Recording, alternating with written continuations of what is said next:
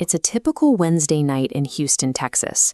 Down in the upper Kirby neighborhood at the intersection of Kirby Drive and Richmond Avenue, a crowd is gathered at a popular bar and restaurant called Confessions.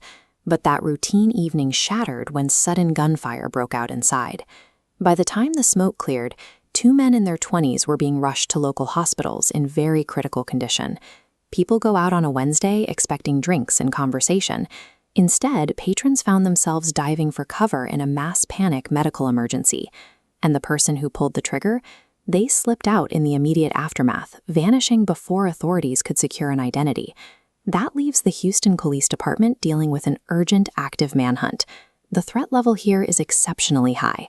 This suspect didn't aim at a specific target. He fired blindly into a confined, crowded room. Because a highly volatile, armed individual is currently navigating the city undetected, investigators need to trace exactly how this incident unfolded to track him down. According to HPD Lt. R. Willkens, the violence didn't start with a gun. It was a reaction to a physical confrontation. The timeline starts when two men approached the suspect inside the restaurant and attempted to physically rip his necklaces off. That robbery attempt triggered an immediate brawl. Multiple people jumped in, and the suspected shooter was, as police described it, beaten up pretty bad. This diagram illustrates that exact sequence of events. We see the initial theft attempt, the quick escalation into a group assault, and finally the deployment of a weapon. Cornered and taking a severe beating, the suspect produced a firearm and began shooting randomly. Going from a targeted property crime to lethal, indiscriminate defense completely scrambles the investigation.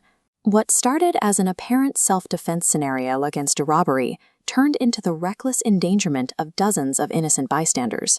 But the HPD Major Assaults Division is hitting a wall because of several massive missing variables. First, the weapon itself. Investigators still don't know if the suspect walked into Confessions already armed, or if he grabbed the gun during the scuffle. This logic tree maps the second blind spot.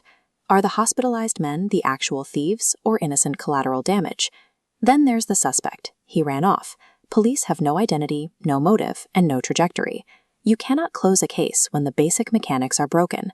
Without knowing who started the fight, who was caught in the crossfire, and where the gun came from, the entire narrative remains totally undefined. The fallout for the venue was immediate. Confessions owner, Sterling Lewis, released a public statement confirming they are actively cooperating with police. Lewis emphasized that the restaurant maintains a strict zero-tolerance policy for any behavior that compromises the safety of their staff and guests. It highlights a tough reality for local nightlife. Owners can hire security and screen their front doors, but controlling a chaotic explosion of violence is nearly impossible once it sparks in a crowded room. And commercial zero-tolerance policies only mean something if the people responsible can be identified and physically removed from the streets. Right now, HPD is at a temporary standstill. The fight happened fast in a densely populated environment, leaving the final moments a total blur. Lieutenant Willkens has promised that investigators are going to get to the bottom of it.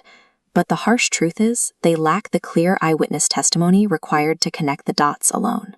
If you were at Confessions on Wednesday night, or if you know anything about the people involved, contact the Houston Police Department's Major Assaults Division at 713-308-8800. A dangerous, armed individual is unaccounted for. Securing the neighborhood relies entirely on the community stepping forward with the missing facts.